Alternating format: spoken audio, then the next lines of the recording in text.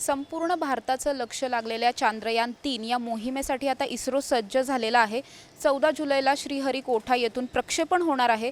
माझ्याबरोबर खगोलशास्त्रज्ञ लीना बोकील मॅम आहेत, ज्या आपल्याला ही मोहीम भारतासाठी आणि संपूर्ण जगासाठीच का महत्त्वाची असणार आहे, काय काय साध्य होणार आहे या मोहिमेमधून, हे सगळं आपल्याला सांगणार आहेत. मॅम, तुमचं सिटी नावमध्ये खूप खूप स्वागत आहे. सर्वप्रथम तर चांद्रयान-3 उद्या लॉन्च होणार आहे, तर काय सांगाल याबद्दल? चांद्रयान-3 ही इस्रोसाठी अतिशय महत्त्वाची मिशन आहे. ही मोहीम गेले 4-5 वर्ष आपले सायंटिस्ट आणि इंजिनियर्स प्लॅन करत होते आणि chairman ISRO doctor Somnath sir यांची लीडरशिप आणि मोदीजी आणि डिपार्टमेंट ऑफ स्पेस या सगळ्यांच्या एन्करेजमेंटमुळे आणि या मोठ्या ॲम्बिशियस प्रोजेक्टसाठी 615 कोटी रुपये आपण इन्व्हेस्ट केलेले आहेत. त्यामुळे ती अतिशय महत्त्वाची आहे. एकतर भारतासाठी खूपच महत्त्वाची आहे, कारण चांद्रयान-1 ही सक्सेसफुल मिशन होती आणि पाण्याचा शोध लागला. H2O आणि OH म्हणजे हायड्रॉक्सिल मॉलिक्यूल, आणि त्यामुळे इतर जगाच्या सगळ्या स्पेसफेरिंग नेशन्सना त्याचा फायदा झाला. आणि चांद्रयान-2 ही 2019 साली जेव्हा पाठवली तेव्हा सक्सेसफुल लॉन्चिंग झालं होतं आणि ऑर्बिटरसुद्धा तो त्याच्या कक्षेत गेला होता, चंद्राच्या कक्षेत जाऊन व्यवस्थित त्याचं कार्य करत होता. आणि त्याच्यामधून एक खाली लँडर आला खाली आणि चंद्रावर सॉफ्ट लँडिंग करायचं होतं, म्हणजे विक्रम लँडर. त्याचे 4 पाय आहेत, तर तो तसा सॉफ्ट लँडिंग करणार होता. पण 2च किलोमीटर्स उंचीवर असताना एक काहीतरी बिघाड आला आणि सॉफ्टवेअर बग म्हटलं जातं. मग सायंटिस्ट लोकांनी नंतर विचार केला की नक्की काय झालं असेल. It was a fault. आणि त्यानंतर कम्युनिकेशन फेल झालं, म्हणजे लँडर आणि ऑर्बिटरबरोबरचं त्याचा संपर्क तुटला आणि मग त्यानंतर सॉफ्ट लँडिंग झालं नाही. तो 3 पायावर पडला आणि नंतर खाली आपटला आणि त्यामुळे ही थोडी पार्शली अयशस्वी मोहीम ठरली.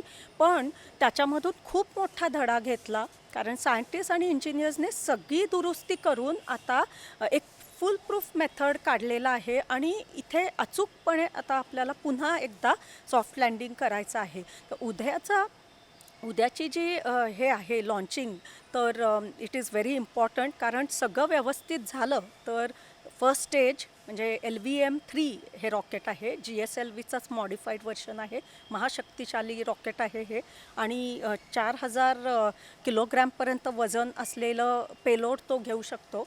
आणि फर्स्ट स्टेज सॉलिड स्टेज आहे, तर ते इंधन त्याला मिळाल्यानंतर फुल थ्रॉटल बूस्ट होतो आणि तो एका उंचीवर गेल्यानंतर 3 मिनटात सेपरेशन होऊन नंतर लिक्विड स्टेजला जातो, म्हणजे लिक्विड फ्युअल इंधन रॉकेटला दिलं जातं. आणि त्यानंतर मग तो अजून उंचीवर गेल्यावर, कारण पृथ्वीचं गुरुत्वाकर्षण आहे आणि ते खाली ओढायला बघतं, पण हा वेगाने सुटतो आणि तब्बल 16 ते 17 मिनटानंतर खरं तर 36,000 किलोमीटर्सवर पोचल्यानंतर खरा तो त्याच्या मार्गावर जायला लागेल. म्हणजे जो पेलोड आहे consisting of propulsion module, lunar module आणि नंतर रोवर मॉड्यूल. तर हा 36,000 किलोमीटर म्हणजे जिओ ट्रान्सफर ऑर्बिटमध्ये गेल्यानंतर पृथ्वीच्या भोवती 5 हे करणार आहे मन्युवरिंग, आणि त्यानंतर चंद्राच्या कक्षेत जाणार. आणि 41 डेज म्हणजे ऑगस्टमध्ये 23 ऑगस्टला त्या लुनार ऑर्बिटमध्ये गेल्यानंतर तो लँडर हळूहळू खाली येणार आहे. आणि भारताला म्हणजे इस्रोला आता सॉफ्ट लँडिंग करून डेमॉन्स्ट्रेशन करायचं आहे की आपण आता सज्ज आहोत आणि वी आर फुल्ली रेडी, कारण हे आजपर्यंत कोणालाच यशस्वीपणे करता आलं नाही. इस्रायल आणि जपान पण फेल गेले. इवन आधीचे काही मिशन्स नासाचे पण पहिल्या अटेम्प्टमध्ये सक्सेसफुल झाले नाहीत. त्यामुळे आताची ही मोहीम आपल्यासाठी अतिशय महत्त्वाची आहे. मॅम, आत्ता ज्या भागामध्ये आपण चांद्रयान पाठवणार आहोत त्या भागात आधी कोणतं यान गेलं होतं का, आणि तिथे गेल्यानंतर जर हे यशस्वी झालं तर भारताला आणि जगाला यातून काय काय मिळू शकतं? आता उद्या तर लॉन्चिंगचा प्रक्षेपणचाच भाग आहे आणि त्यानंतर ऑगस्टमध्ये जेव्हा तो सॉफ्ट लँडिंग करेल विक्रम लँडर, तर जर ते केलं तर साऊथ पोल ऑफ मून म्हणजे दक्षिण ध्रुवाजवळ आजपर्यंत अनेक देशांनी सोडले यान पाठवले पण फेल गेले. बेरेशिट नावाचा एक इस्रायलचं यान तिथे खाली कोसळलं आणि फेल गेलं आणि चक्काचूर झाला. मग दुसरं म्हणजे इवन प्रायव्हेट कंपनी म्हणजे जपानचा हाकुतो नावाचा पण एक यान पाठवलेलं होतं, ते पण 6 महिन्यापूर्वी फेल गेलं. त्यामुळे दक्षिण ध्रुवकडे एकतर रिस्की आहे, पण तरी आपण ही रिस्क घेतोय. पण हे जर आपण सक्सेसफुली केलं तर ISRO will be the first space agency to do this. आणि मग ही मोठी अचिव्हमेंट असेल, कारण साऊथ पोलला काय आहे, इतकं काय महत्त्वाचं आहे तर तिथे पाणी, बर्फ, आईस म्हणजे वॉटर आईस सापडायचे चान्सेस जास्त आहेत. तिथे काही ओशन आणि समुद्र वगैरे नाही आहे चंद्रावर, पण तिथे पाणी मिळालं तर पुढच्या मोहीम साठी नक्कीच याचा फायदा होणार आहे. आणि नासा देखील आर्टेमिस पाठवणार आहे मिशन, तर त्यावेळेला त्यांना पण तिथेच जायचं आहे आणि ते आपल्या सक्सेस किंवा भारताला यश मिळालं तर हा डेटाबेस आणि ही सगळी माहिती आणि आपल्याकडून इनपुट्स घेणार आहेत.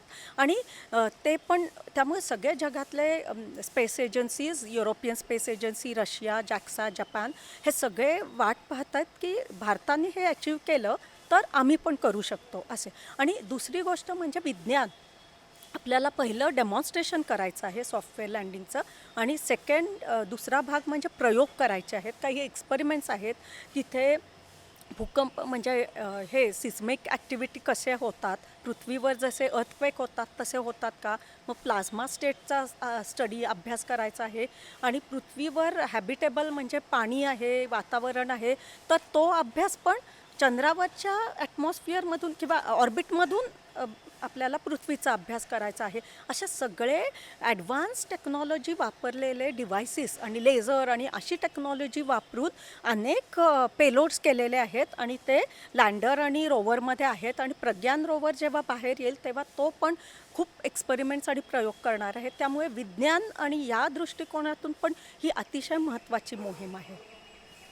मॅम, तुम्ही आत्ताच सांगितलं की 615 कोटी यामध्ये खर्च झालेले आहेत, तर यामध्ये जे काही उपकरणं वापरण्यात आलेली आहेत ही पूर्णतः भारतीय असणार आहेत की काही विदेशीसुद्धा आहेत? संपूर्ण स्वदेशी टेक्नॉलॉजी म्हणजे ही कन्सेप्ट आयडियापासून ते एंड टू एंड सगळी capability he make in India मध्ये येते. का तर आपण इम्पोर्टेड गोष्टी घेतल्या तर त्या अजून महाग होतात.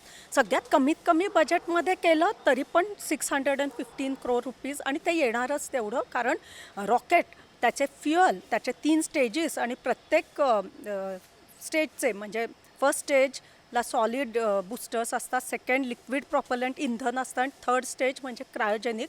हे सगळे इंधन हे अतिशय महागडं आहे खरं तर, पण तरी हे सगळं भारतातच बनवलेलं आहे.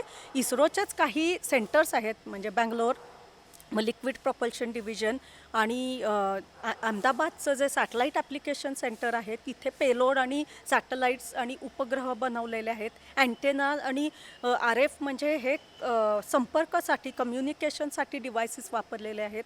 पॉवर सप्लाय आहेत म्हणजे सोलार पॉवर, कारण तिथे फक्त सूर्याच्या किरणच मिळतात. आणि त्यामुळे हे सगळं भारतातच बनवलेलं आहे. आणि मेजर गोष्टी, मोठ्या मोठे पार्ट्स आणि कॉम्पोनंट्स इस्रोमध्ये बनवले. आणि मग काही गोष्टी महत्त्वाच्या गोदरेज अँड बॉईस, आणि मग वालचंदनगर इंडस्ट्री, आणि काही इतर छोटे छोटे मीडियम स्केल इंडस्ट्री और इवन स्मॉल स्केल इंडस्ट्री, हे लोकसुद्धा छोटे छोटे कॉम्पोनंट्स पण प्रोव्हाइड करतात. त्यामुळे एक गोष्ट नक्कीच झालेली आहे की पॅन्डेमिकच्या पिरियडनंतर ते आजपर्यंत अनेक स्टार्टअप्स डेव्हलप झाले, म्हणजे ती इकोसिस्टम आपण करतो. आणि त्यामुळे आता आपली ही युवा पिढी, ही फ्युचर जनरेशन म्हणजे next generation of engineers and scientist, हे बाहेरच्या देशात न जाता भारतात राहून ते अनेक मोठ्या गोष्टी करतात. आणि आता इस्रोची एक नवीन पॉलिसी आहे, स्पेस पॉलिसी म्हणजे धोरण, की आपण इतर नवीन प्लेयर्सना पण चान्स द्यायचा. आणि त्यामुळे सगळं भारतात बनवलेलं आहे, सगळं इंटिग्रेट करून, एकत्र करून रोवर बनवला. आणि तो रोवर त्या लँडरमध्ये आहे, म्हणजे डिप्लॉय केलेला आहे. आणि लुनार लँडर तो प्रॉपल्शन मॉड्यूलमध्ये, आणि हे सगळं नंतर सेपरेशन होत जाणार आहे. आणि एक एक कॉम्पोनंट आणि सगळ्या गोष्टी एंड टू एंड भारतात बनवलेलं आहे. तर आपण पाहिलं या होत्या लीना बोकील मॅम यांनी आपल्याला सांगितल्याप्रमाणे ही जी मोहीम असणार आहे ती अतिशय महत्त्वपूर्ण आहे, महत्त्वाकांक्षी आहे आणि त्याचबरोबर पूर्णतः स्वदेशी देखील असणार आहे। त्यामुळेच फक्त भारताचं नाही तर संपूर्ण जगाचं लक्ष या मोहिमेकडे लागलेलं आहे आणि प्रत्येक भारतीयासाठी ही मोठ्या अभिमानाची बाब असणार आहे की चंद्रयान 3 हे लॉन्च होणार आहे आणि आपण हीच अपेक्षा करूयात की हे लॉन्चिंग जे आहे ते पूर्णपणे यशस्वी होईल। कॅमेरामन अमोल निघुलसह समृद्धी जाधव, सिटी नाव, पुणे।